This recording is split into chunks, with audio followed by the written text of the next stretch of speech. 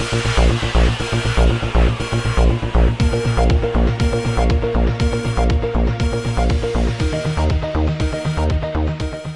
اللہ الرحمن الرحیم۔ السلام علیکم ناظرین، جماعت اسلامی کی الخدمت فاؤنڈیشن نے لاہور، کراچی اور فیصل آباد میں کورونا ٹیسٹ کا آغاز کر دیا ہے۔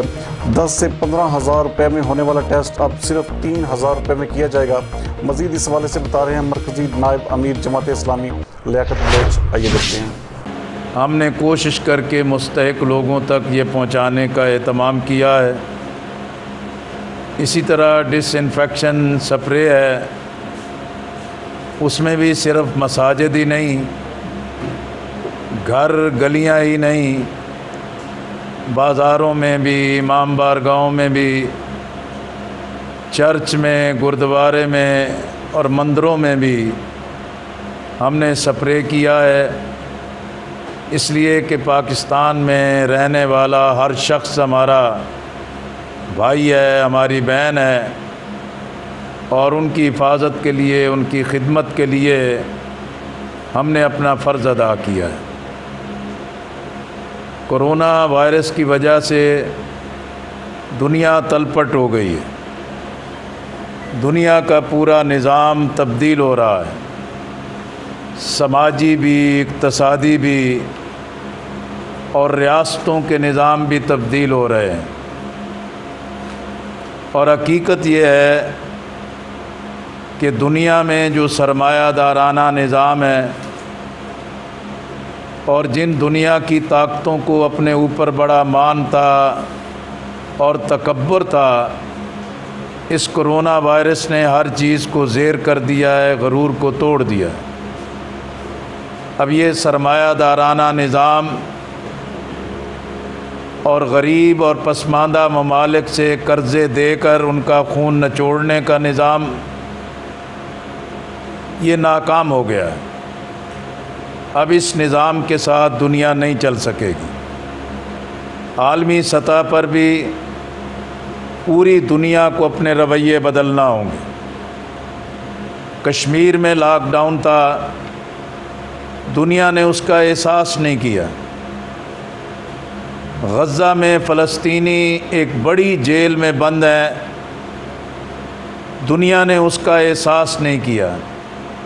آج دنیا نے لاک ڈاؤن کا مزہ چکھا ہے، اور انہیں احساس کرنا چاہیے کہ مظلوم اقوام کا اور جن پر ظلم و ستم ہو رہا ہے، ان کی مدد اور داد رسی کے لیے ظالم کا ہاتھ روکا جائے اور مظلوم کو ان کا حق دلایا جائے۔ یا اعلانات کے ذریعے غریب کی مدد کرنے کی چیزوں کو دیکھ لے، ہر جگہ حکومت ناکام ہے، ریاست کا نظام زوال پذیر ہے، اور تمام ریاستی نظام بالکل بے نقاب ہو گئے۔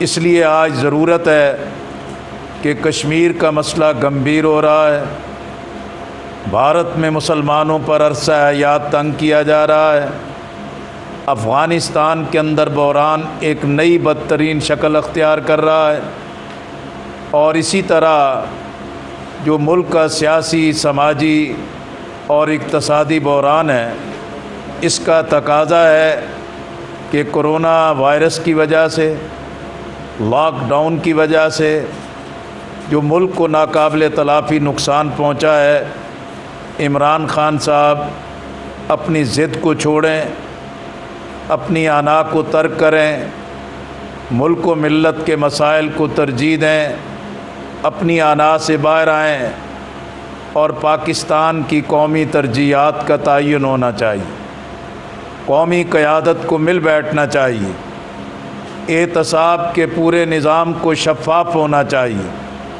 کسی کرپٹ مافیا کو، وہ حکومت کی چھتری تلے بیٹھا ہے یا اپوزیشن کی چھتری تلے بیٹھا ہے، اس کے لیے کوئی رعایت نہیں ہونی چاہیے۔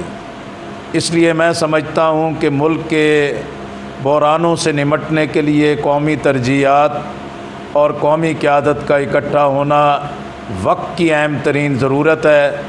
جماعت اسلامی انشاءاللہ اس خدمت کے کام کو جاری رکھے گی۔ دعا ہے کہ اللہ تعالیٰ پوری دنیا کے انسانوں کو کورونا وائرس سے نجات دلائے اور ہمیں ان چیلنجز سے مقابلہ کرنے کے لیے وسعت قلب اور وسعت نظر عطا کرے۔ بہت بہت شکریہ۔ روش صاحب، میرا ایک دو سوال ہے کوشچن میں کہ وفاقی حکومت کی طرف سے نرمی کا فیصلہ جبکہ بلوچستان 19 تاریخ کو اور پنجاب حکومت کا 17 مئی تک توسیع کا امکان ہے لاک ڈاؤن میں، تو وفاق اور صوبے متفق نہیں ہیں، تو ان صوبوں کو کون چلا رہا ہے؟ دوسرا یہ کہ لاک ڈاؤن کرنے والے اشرافیہ حکمران ہیں، یہ کس طرف اشارہ ہے خان؟ میرا خیال ہے جی کہ عمران خان صاحب جس دن بھی تقریر کرتے ہیں، میڈیا سے بات کرتے ہیں، وہ ایک نیا فساد اور ایک نیا کنفیوژن پیدا کر دیتے ہیں۔ کورونا وبا کے مقابلے میں پوری قوم متحد ہے اور پوری قوم کے اندر کوئی دوسری رائے نہیں ہے، لیکن اس کو جس قدر بھی متاثر کیا ہے وہ عمران خان صاحب کے رویے نے کیا ہے۔ لاک ڈاؤن میں نرمی لانا ہے، لاک ڈاؤن میں سختی لانا ہے، اس کو محض کوئی ایک شخص فیصلہ نہ کرے، یہ وفاق کا، تمام صوبوں کا، ڈاکٹرز کی تمام تجاویز کو ترجیح دیتے ہوئے لاک ڈاؤن کی نرمی یا سختی کا فیصلہ کرنا چاہیے۔ عمران خان صاحب اس کو محض اپنی خواہشات تک نہ رکھیں، اس لیے کہ مارکیٹیں کھولنا ہے، صنعت کھولنا ہے، تو پھر یہ پک اینڈ چوز نہیں ہونا چاہیے، سب کے ساتھ ایک جیسا سلوک ہونا چاہیے۔ اس لیے اگر حکومت یہ رویہ اختیار کرے گی تو کراچی میں تو احتجاج بھی شروع ہو گیا ہے اور پورے ملک کے اندر احتجاج شروع ہو جائے گا۔ لاک ڈاؤن کے حوالے سے عمران خان صاحب اپنے رویے سے انتشار نہ پیدا کریں اور قومی اتفاق رائے سے اس کے فیصلے ہونے چاہیے۔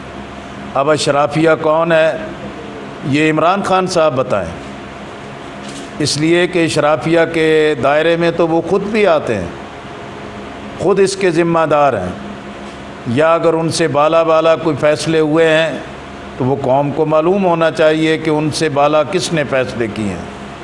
اس لیے جتنی بھی کوئی نااہلی ہے، ناکامی ہے، یہ حکومت کی نااہلی اور ناکامی ہے۔ جی بلوچ صاحب، کہا جاتا ہے، آپ بھی شاید کبھی کبھی استعمال کرتے لفظ کہ آمریت سے بدترین جمہوریت بھی بہتر ہے، تو اب آپ ملک میں بدترین جمہوریت سمجھتے ہیں یا کیا سمجھتے ہیں؟ دیکھیں نا، جمہوریت تو جس شکل میں بھی ہو وہ پھر بھی ہم سمجھتے ہیں کہ آمریت سے ہر صورت میں بہتر ہے، لیکن اس کا مطلب یہ بھی نہیں ہے کہ جمہوریت کے نام پر عوام سے ظلم کیا جائے، معاشرے کو تقسیم کیا جائے، نظریہ پاکستان کو کمزور کیا جائے، قادیانیوں کی سرپرستی کی جائے۔